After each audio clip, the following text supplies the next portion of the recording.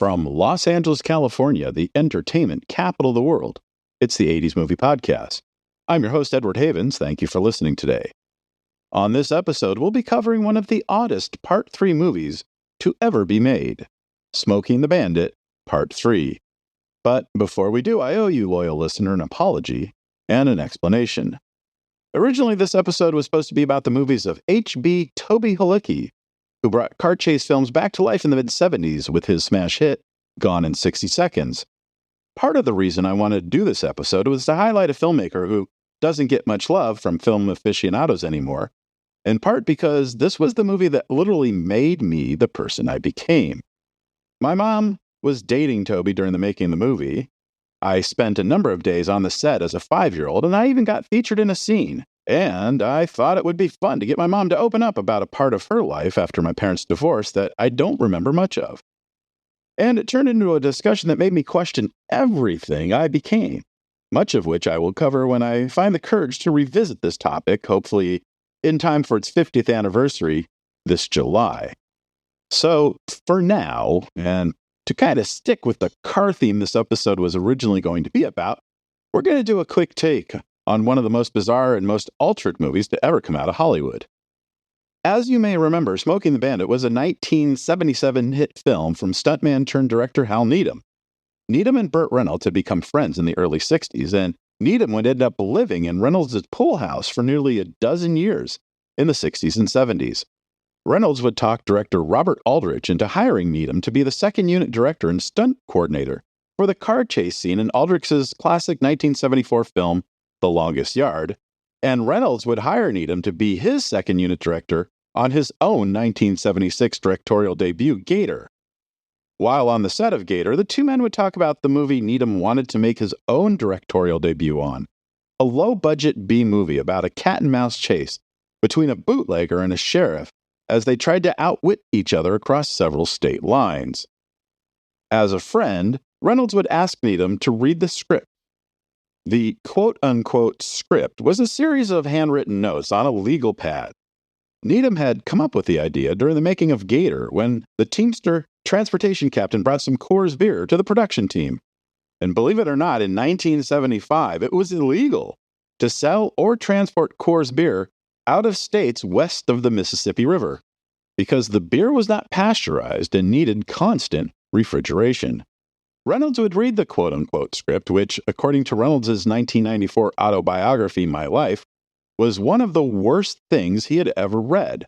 But Reynolds promised his friend that if he could get a studio involved and get a proper budget and script for the film, Reynolds would make it. Needham would hire a series of writers to try and flesh out the notes from the legal pad into a coherent screenplay. And with a verbal commitment from Reynolds to star in it, he would soon get Universal Studios to agree to make Smokey and the Bandit to the tune of $5.3 million.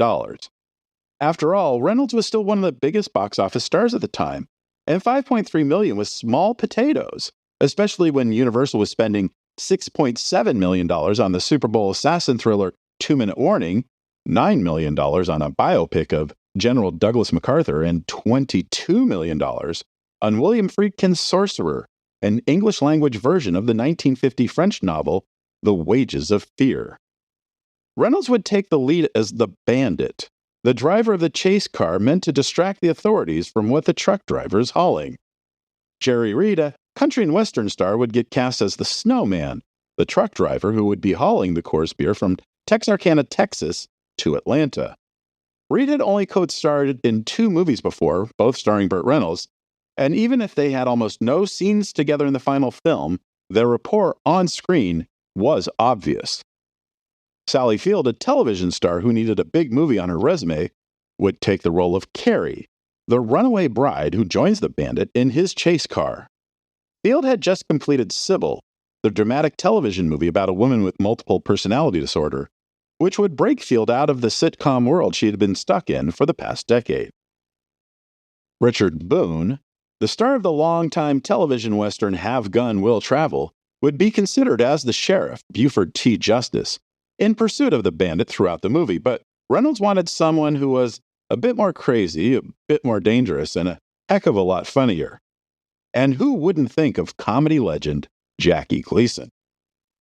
Shooting on the film would begin in Georgia on August 30th, 1976, but not before some pencil pusher at Universal Studios showed up 2 days before the start of production to inform Needham and Reynolds that they needed to cut $1 million from the budget by any means necessary. And the guys did exactly that, reducing the number of shooting locations and speaking roles. The film would finish shooting 8 weeks later, on schedule and on budget. Well, on a reduced budget, and when it was released in May 1977, just 6 days before the initial release of Star Wars, it bombed. For some reason, Universal Studios decided the best way to open a movie about a bunch of good old boys in the South was to give it a big push at the world-famous Radio City Music Hall in the heart of Manhattan, along with an hour-long Rockettes stage spectacular between shows. The Radio City Music Hall could accommodate 6,000 people per show.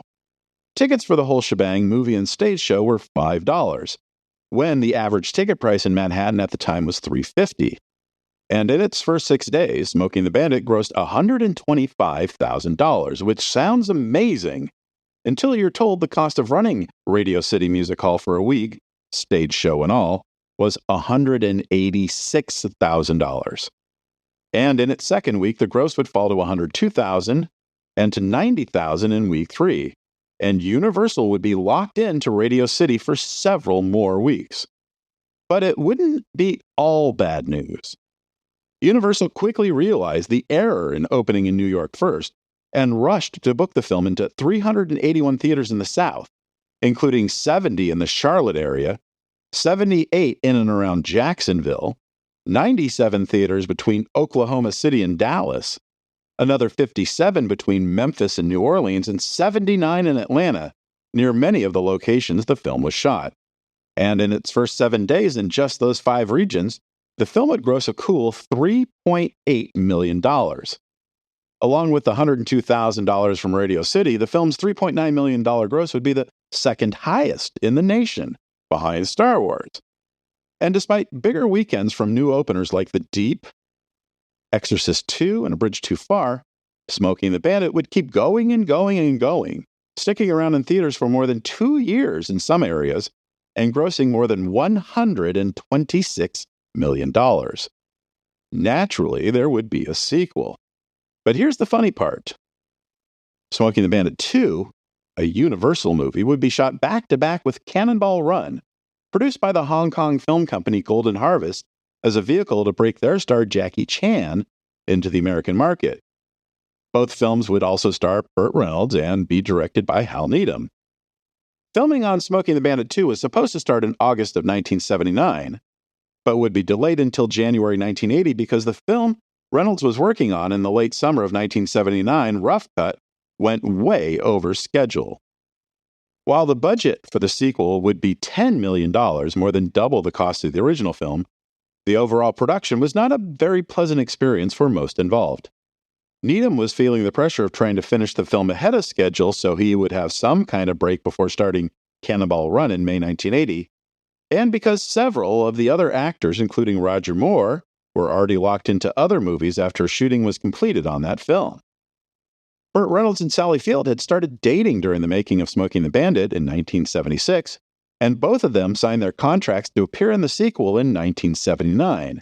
But by the time shooting started in 1980, the pair had broken up, and they were forced to pretend to be in love, and side by side in the Bandit's Trans Am for a couple months.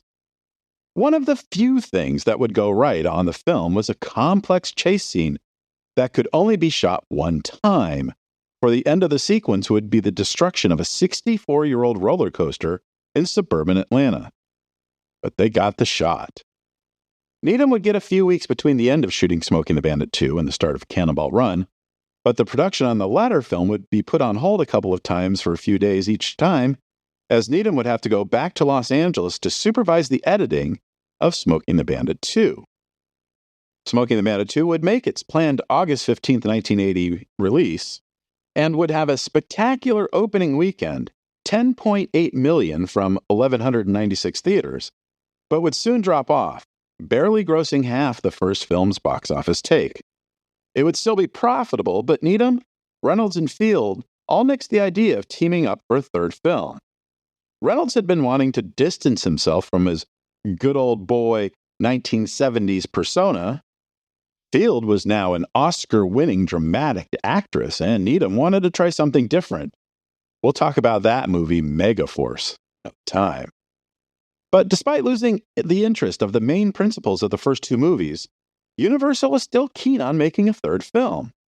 The first mention would be a line item in the Los Angeles Times calendar section on August 28, 1981, when, within an article about the number of sequels that were about to gear up, including Grease 2 and Star Wars 3, aka Return of the Jedi, that Universal was considering a third Smokey movie as a cable television movie. In May 1982, Variety noted that the reduced budget of the film, estimated at under $5 million, would not accommodate Reynolds' asking price at the time, let alone the cost of the entire production, and that the studio was looking at Dukes of Hazzard star John Snyder as a possible replacement as the Bandit. But in the end, it was decided that Jackie Gleason would return not only as Sheriff Buford T. Justice, but that he would, in several scenes, be playing the Bandit as well. Thus, we begin the wild ride of the third film in the Smokey and the Bandit cinematic universe, Smokey Is the Bandit, Part 3. It would take 11 different versions of the script written over the course of 6 months to get Gleason to sign off, because somehow he was given script approval before filming would begin. Paul Williams and Pat McCormick would return for the third time as Little Enos and Big Enos, and the storyline would find the Burdett father and son making a bet with Sheriff Justice. Justice and his son Junior must deliver a big stuffed swordfish from Florida to a new seafood restaurant they are opening in Texas. If Justice can get the big stuffed swordfish from point A to point B in an allotted time, the Burdetts would give him $250,000, which Justice could use towards his impending retirement. If he doesn't, however, Justice would have to surrender his badge to the Burdetts, and he would retire in disgrace. Dick Lowry, who had been directing episodic television and TV movies for several years, including 3 episodes of Buck Rogers in the 25th Century and the TV movie adaptation of Kenny Rogers' hit song The Gambler, would be making his feature directing debut on Smokey Is the Bandit, Part 3. Production on the film would begin in Florida on October 25, 1982, and last 2 months, ending 2 days after Christmas, with most of the shooting happening in Florida. Lowry and his team would assemble the film over the course of the next 3 months, before Universal held its first test screening on the studio lot in March of 1983. And to say the screening was a disaster would be an understatement. The audiences didn't understand what the hell was going on here. They wondered how Justice, as the Bandit, could be in bed with a character credited only as Blonde Bombshell, who looks at him the way women in 1982 would have looked at Burt Reynolds.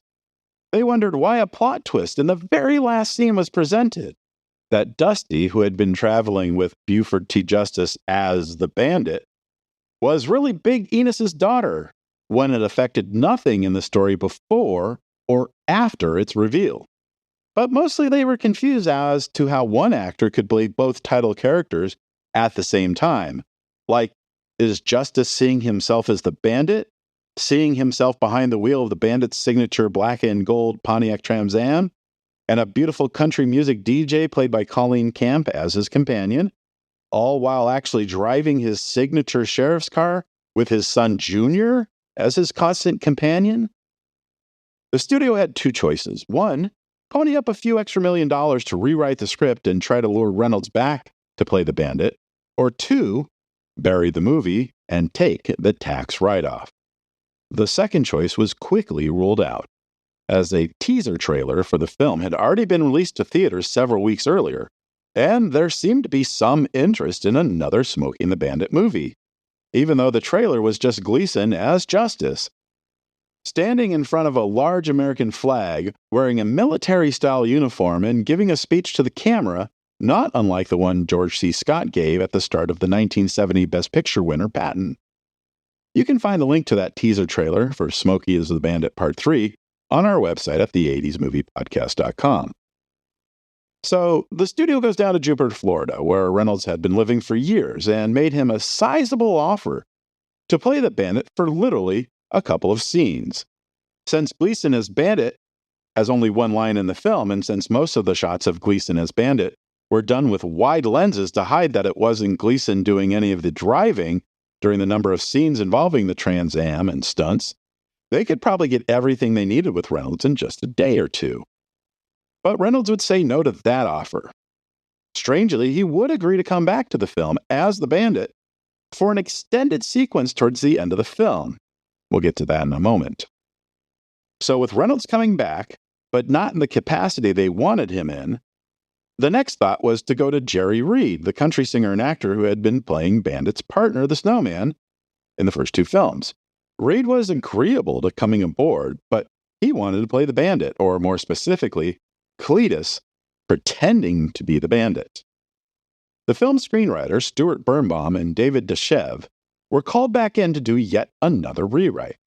They would only have 3 weeks, as there was only a short window in April for the production team to get back together to do the new scenes with Reed and Colleen Camp. Dusty would go from being a country radio station DJ to a car dealership employee who literally walks off the job and into Cletus as the Bandit's Trans Am. Reed's role as Cletus as Bandit was greatly expanded, and Dusty's dialogue would be altered to reflect both her new career and her time in the car with Cletus. The reshoots would last a few weeks, and Lowry would have a final cut ready for the film's planned August 12th theatrical release.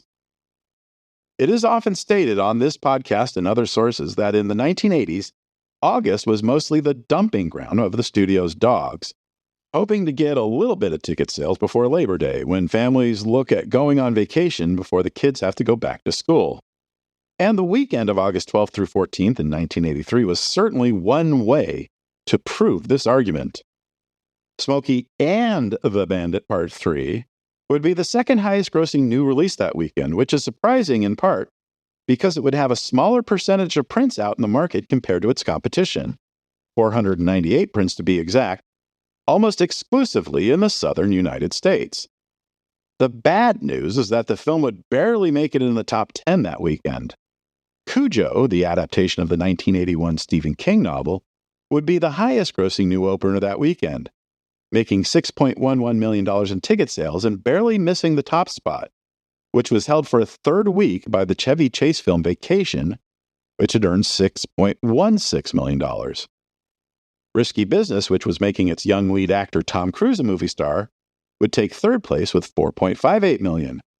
And then there was Return of the Jedi, which had been out for 3 months by this point, the Sylvester Stallone-directed Saturday Night Fever sequel Staying Alive, the Eddie Murphy-Dan Aykroyd comedy Trading Places, the god-awful Jaws 3D, War Games, and Krull, all which had been out for 3 to 11 weeks by this point, all grossing more than Smokey and the Bandit Part 3, which made just $1.73 million in ticket sales. But having it much worse was The Curse of the Pink Panther, Blake Edwards' attempt to reboot the Inspector Clouseau series with a new American character who may or may not have been the illegitimate son of Clouseau, which grossed an anemic $1.64 million from 812 theaters. And then there was The Man Who Wasn't There, the 3D comedy featuring Steve Guttenberg, that was little more than a jumbled copy of Foul Play in North by Northwest that arrived too late in theaters to ride the now-dead stereo-optic movie craze, which took in $1.38 million from 980 theaters. In its second week, Smokey and the Bandit Part 3 would only lose 5 screens, but it would lose 52% of its opening weekend audience, bringing in just $830,000 that weekend. Week 3 would see the film lose nearly 300 screens, and it would only bring in $218,000. Week 4 was Labor Day weekend itself, with its extra day of ticket sales. And you'd think that Universal would just cut and run since the film was not doing great with audiences or critics. Yet they would expand the film back to 460 theaters, including 47 theaters in the greater Los Angeles metropolitan area. The gambit worked a little bit, with the film bringing in $1.3 million during the extended holiday weekend, bringing the film's 4-week total gross to $5.02 million. and it would slowly limp along for a few more weeks, mostly in dollar houses. But Universal would stop tracking it after its fifth weekend in theaters, giving the film a final box office total of $5,678,950. Oh, I almost forgot about the Burt Reynolds thing. Burt did film his scene, a 4-minute or so cameo towards the end of the film, where Justice finally catches up to Cletus as the bandit, but in Justice's mind's eye, he sees Cletus as Burt as the bandit, where Burt as the bandit does nothing more than a half-ass read off of his lines while sitting behind the wheel of the Trans Am. I watched the movie on Paramount Plus back in January 2024, when I originally planned on recording this episode. But it's no longer available on Paramount Plus, nor is it available on Peacock, which is owned and operated by Universal, where the film was once available. And in May of 2024, the only way to see Smokey the Bandit, Part 3, is on long out-of-print low-quality DVDs and Blu-rays. JustWatch.com says the film is available on Apple TV's Showtime channel, but I can't find any Showtime channel on Apple TV, nor can I find the movie doing a simple search on Apple TV. The first two are on Apple TV as part of AMC Plus's channel. It's all so darn complicated. But like I said, I watched it for the first and probably last time earlier this year, and truth be told, it's not a totally painful film. It's not a good film in any way, shape, or form. But what little good there is thanks to Colleen Camp, who was not only gorgeous, but had an amazing sense of comic timing. Anyone who saw her as Yvette the Maid in the 1985 comedy Clue already knows this. Like a handful of film buffs and historians, I'm still wildly interested in seeing the original cut of the film after more than 40 years. If Universal can put out 3 different versions of Orson Welles' Touch of Evil, including a preview cut that was taken away from Welles and re-edited without his consent, in the same set, then certainly they can release both versions of Smokey and the Bandit Part 3. But let's face facts. Dick Lowry is no Orson Welles, and there's practically zero calls for this kind of special treatment for the film. I just find it odd in this day and age, the only thing that's escaped from the original version of the film after all this time is a single image of Gleason as the bandit, which you can also find on this episode's page at our website. Thank you for joining us. We'll talk again soon. Remember to visit this episode's page on our website, the80smoviepodcast.com, for extra materials about Smokey the Bandit Part 3, including links to Smokey the Bandit fan sites that have their own wealth of materials relating to the movie, and a video on YouTube that shows about 20 minutes of deleted and alternate scenes used in the television version of the movie, which may or may include an additional shot from the original movie that shows Dusty riding in the back of Big Enos's red Cadillac convertible. The 80s Movie Podcast has been researched, written, narrated, and edited by Edward Havens for Idiosyncratic Entertainment. Thank you again. Good night.